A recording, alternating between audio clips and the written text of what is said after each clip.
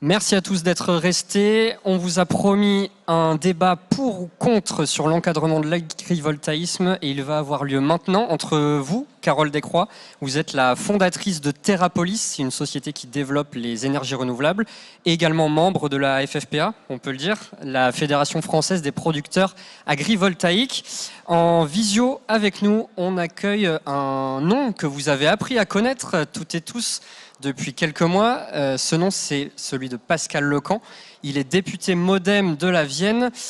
Et je crois que, grâce ou à cause de lui, vous nous direz ce que vous en pensez, depuis le 13 février, vous êtes peut-être un peu plus anxieux, vous, les développeuses et les développeurs d'énergie renouvelable, car M. Lecamp veut réglementer l'agrivoltaïsme avec une proposition de loi qui va notamment limiter les installations à 10 hectares et 5 mégawatts, obliger au partage de la valeur ou encore uniformiser les contrats entre agriculteurs, propriétaires terriens et énergéticiens.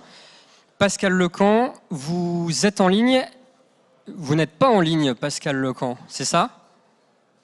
On n'a pas Pascal Lecamp, malheureusement. Alors, il est en direct de l'Assemblée nationale. On n'a pas réussi à établir de liaison avec lui pour le moment, car effectivement, il débat depuis hier de la loi Grémillet sur la programmation de l'énergie. On va donc commencer avec vous, Carole Descroix. Beaucoup de représentants de la filière ont eu l'impression, en quelque sorte, de vivre un moratoire et d'avoir l'impression que les projets agrivoltaïques qui étaient lancés allaient devoir être abandonnés. Est-ce que vous avez ce sentiment-là également? Bonjour. Donc, Monsieur Lecamp n'est pas là, mais bonjour à tous. Merci pour ce deuxième Solar Summit. Aujourd'hui, je suis heureuse d'être ici parce que dans la salle, j'en ai quand même quelques-uns. Je sais que toutes les femmes et les hommes aujourd'hui sont engagés pour le développement du solaire. J'ai entendu, je me permets de rebondir par rapport aux précédentes tables rondes où systématiquement, ou quasi systématiquement, on a parlé encore et encore de la lourdeur législative, réglementaire qui s'accumule au fur et à mesure, avec des contraintes au fur et à mesure. Donc non, lorsque vous dites on a un sentiment de moratoire, c'est un sentiment de déjà vu et on continue à nouveau à cumuler les législations. On a d'autres biais. Soyons sûrs, aussi bien Monsieur Lecamp ou nous développeurs, on a les mêmes objectifs, à savoir le développement raisonné du secteur et le partage de la valeur. J'ai retenu, je me le suis noté, vous avez parlé, on vous oblige au partage de la valeur. Non, on n'a pas besoin d'une loi pour nous dire qu'il faut partager de la valeur. On le fait déjà, c'est dans notre ADN et c'est dans notre volonté de la transition énergétique et particulièrement sur l'agrivoltaïsme. L'agrivoltaïsme, c'est quoi? On se le rappelle, c'est le développement de la transition énergétique et écologique et c'est aussi apporter des solutions au monde agricole. Donc aujourd'hui, le développement, on a envie de le partager la valeur. Les dernières lois, la loi, elle date d'il y a 2 ans. 2 ans, c'est très tôt. Avec les décrets, il y a à peine 1 an.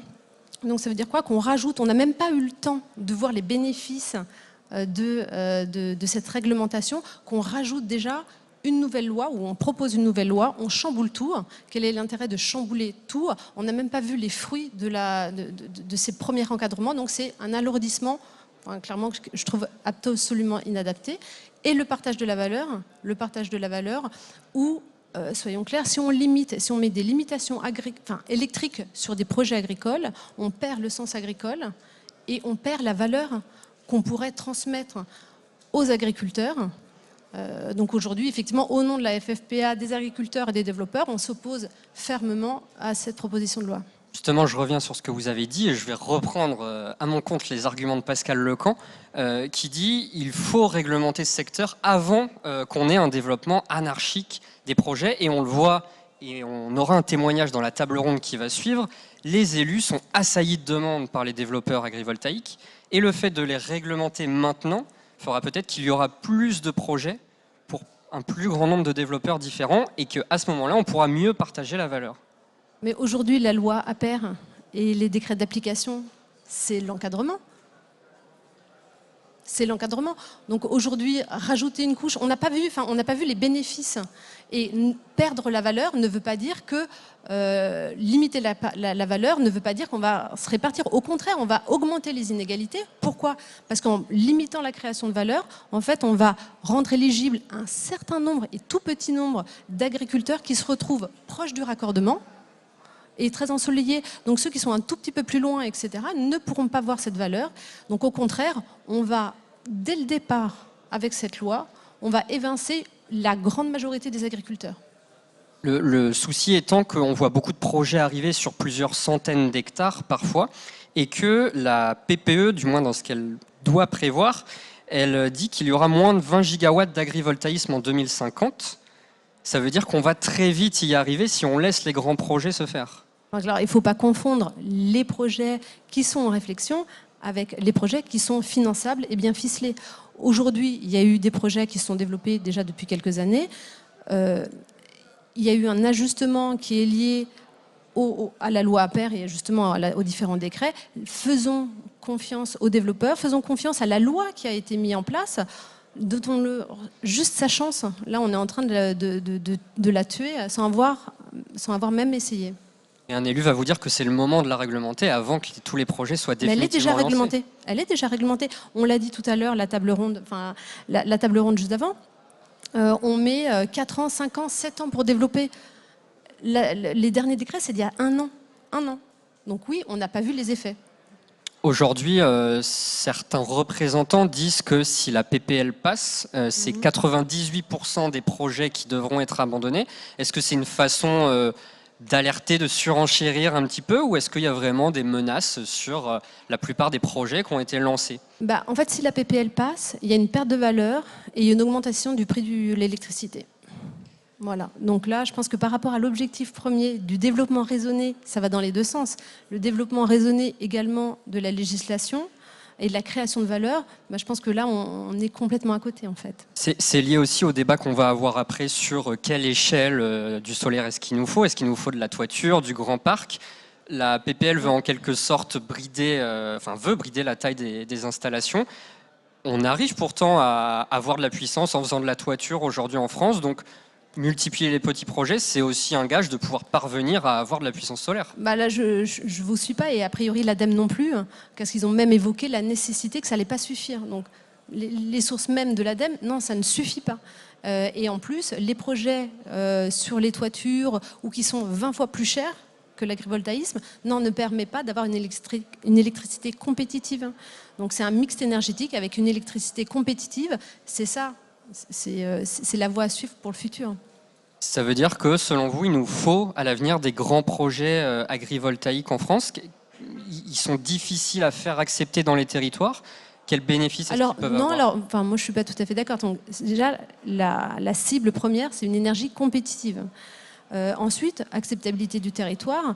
Il y a des projets vertueux par exemple, on a un projet vertueux sur plusieurs territoires, dont notamment Salonne, par exemple, pour lequel nous avons effectivement, c'est plus grand que 10 hectares, pour lequel nous pouvons avoir un projet agricole qui permet de modifier les machines, qui permet de proposer des repas aux différentes collectivités, les écoles, etc. La PPL tuerait ce type de projet vertueux. On peut estimer aujourd'hui que le décret sur l'agrivoltaïsme qui est paru l'an dernier sécurise l'avenir de l'agriculture, parce qu'on entend beaucoup dire les agriculteurs vont devenir de simples rentiers des énergéticiens. Pour vous, les règles qu'impose le décret sur le maintien de l'agriculture vont garantir la survie des exploitations? Donnons-lui sa chance, c'est ça l'objectif, ça c'est le premier. Et après, je vous rappelle juste qu'il y a une révolution agricole qui n'a rien à voir avec nous. Il y a une révolution agricole qui a commencé, qui est nécessaire, qu'on le veuille ou pas. Et l'agrivoltaïsme n'est pas la solution, mais est une des solutions pour cette révolution agricole qui de toute façon va se faire. Et dites-moi si je me trompe, mais depuis que le décret est paru, il y a une explosion des demandes et de la recherche foncière pour des terres agricoles ou poser des panneaux. Il y a beaucoup d'entreprises qui se sont lancées ou qui ont misé sur ce secteur-là. Est-ce que finalement brider la taille des projets, qui ferait qu'on ait plus de projets, ne bénéficierait pas au final à plus d'entreprises? L'adhésion, alors je pense que ce qui est important, c'est l'adhésion. Je vous rappelle l'Ipsos qui a fait un dernier sondage. Il y a 2 agriculteurs sur 3 qui considèrent l'agrivoltaïsme comme une opportunité. Donc déjà, leur couper l'herbe sur le pied en leur disant bah non, 2 sur 3, vous n'y aurez pas droit, dommage. Ça, c'est un petit peu, c'est plus que dommage, c'est catastrophique pour le monde agricole. Et après, en termes de riverains, il y a, d'après ce sondage, Ipsos toujours, vous avez 6 riverains sur 10 qui sont favorables, très favorables à la mise en place d'un projet agrivoltaïque sur leur commune. Donc aujourd'hui, je pense que ça, enfin c'est pas je pense, ça rapporte l'adhésion. C'est une révolution à la fois agricole et énergétique. Je vais en profiter, il nous reste quelques minutes. Si vous avez des questions dans la salle, n'hésitez pas à lever la main. On va vous faire passer un micro. Moi, j'en ai une dernière. L'agrivoltaïsme, c'est un champ qu'on découvre encore en France. Est-ce qu'on a suffisamment d'installations pilotes pour savoir ce qui fonctionne vraiment ? Alors, pilote, il en existe. Hein. Chez Terrapolis, on en crée aussi des pilotes. C'est un secteur jeune qui est en train de se structurer, justement, d'après les dernières réglementations et l'encadrement. Donc, on a bien fait notre devoir. Tous ici, voilà, on fait notre devoir et on met en place les choses de façon cadrée et raisonnée. Très bien. Il y a une question dans le public, ouais. On va la prendre, monsieur. Oui, bonjour. Patrick Chauvet. Non, mais pour parler clair, de toute façon, la volonté, bien sûr, elle est d'en finir un peu avec cette filière renouvelable et de faire la promotion du nucléaire. Ça, c'est très clair. Et là, je dirais, alors forcément, il y a plusieurs façons de le faire. Et cette PPL Le Camp, elle fait partie de tout ce système-là pour le réduire. Ce qui est vraiment dommage, c'est que jamais, dans l'agrivoltaïsme, on met en avant à la fois, comme vous l'avez fait, madame, le bénéfice pour l'agriculteur, mais également, je pense qu'il serait bon de prendre, par exemple, connaissance de conférences de Serge Zaka qui parle de changement climatique avec des données qui sont avérées, notamment au moins jusqu'à 2050. Il dit que ça va être quand même quelque chose qui va avoir des répercussions énormes. Et à aucun moment on parle du bénéfice de l'ombrage. Au contraire, même il y a des DDTM qui arrivent à nous dire que c'est alibi et tout ça. Donc aujourd'hui, je crois qu'il faudrait vraiment, et que ce soit de la part d'Enerplan, du CER et tout ça, à la fois parler beaucoup plus de ce qui est du bénéfice donc climatique et deuxièmement dire que le solaire aujourd'hui c'est l'énergie la moins chère qui n'a rien à voir en coût par rapport au nucléaire. Merci beaucoup, le message est passé. Rebondissement, Pascal Lecamp est en ligne, l'avis chahuté d'un député.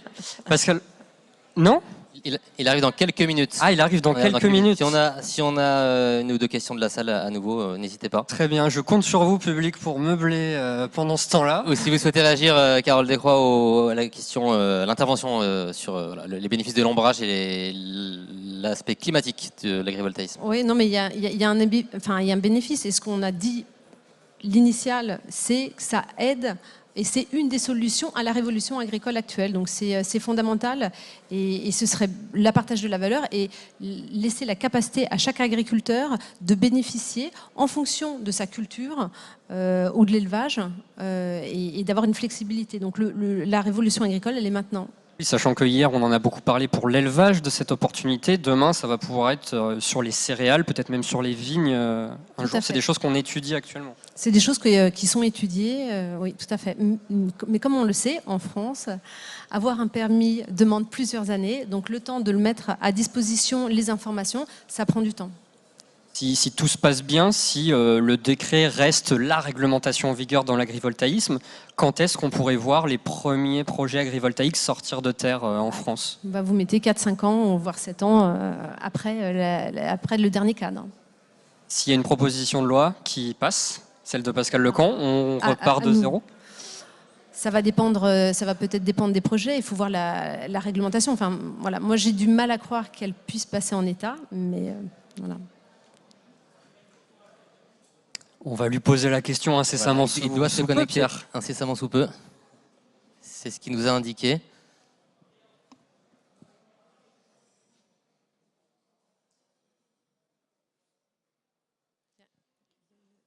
Oui, on a une question. Attendez, j'arrive. Lord Safe, Société Boralex, merci Carole pour cette présentation et d'avoir rappelé tous ces messages-là que moi, en tant que chef de projet sur le terrain, je rencontre quotidiennement. Je vois vraiment que les agriculteurs comprennent l'intérêt de ce type de projet. Ils sont motivés pour être lanceurs et pour faire de l'agrivoltaïsme. Mais on rencontre parfois des freins au niveau des collectivités. Donc comment, selon vous, on peut convaincre, persuader les collectivités de l'intérêt de ce type de projet? Les convaincre, de toute façon, il y a la pédagogie à faire. On est encore sur un secteur où il peut y avoir quand même pas mal d'acteurs qui ont des stratégies parfois différentes. On est vraiment dans un tournant aujourd'hui. On est dans un tournant de l'énergie. Et on le voit par rapport au mix énergétique, par rapport au développement du solaire, par rapport au développement de l'agri-PV. Donc c'est vrai qu'on se cherche. Et donc si on s'adapter au territoire et partager la valeur, mais justement c'est pour ça qu'on partage exactement le même objectif, même avec monsieur Lecamp, le député Lecamp. On partage ce même objectif. Vous savez que si ce n'est pas encadré, tous les développeurs ne le feront pas, peut-être, de partager la valeur avec les Mais aujourd'hui, communes, la loi les EPCI. prévoit, les comités de projet prévoient déjà de la communication. Donc, il y a déjà quand même beaucoup de choses. Vous savez on a l'obligation de leur donner l'opportunité d'investir aussi dans les projets. Donc ça, aujourd'hui, c'est quelque chose qui existe. Et il y a aussi des éléments, enfin, la PPL, la loi instaurer une nouvelle loi ou proposer une nouvelle loi, c'est quoi? C'est des éléments législatifs supplémentaires, alors qu'il y a d'autres moyens. Vous avez aussi les décrets d'application, vous avez aussi la voie contractuelle, vous pouvez aussi avoir des chartes. Alors pourquoi entraîner un risque législatif supplémentaire et tout chambouler au bout d'un an? Très bien, le message est passé. Merci à vous, Carole Descroix, de m'avoir accompagné dans ce pour-contre inattendu, mais qu'on a mené à bien, je pense. Et tout de suite, on va se retrouver pour la dernière table ronde de la matinée.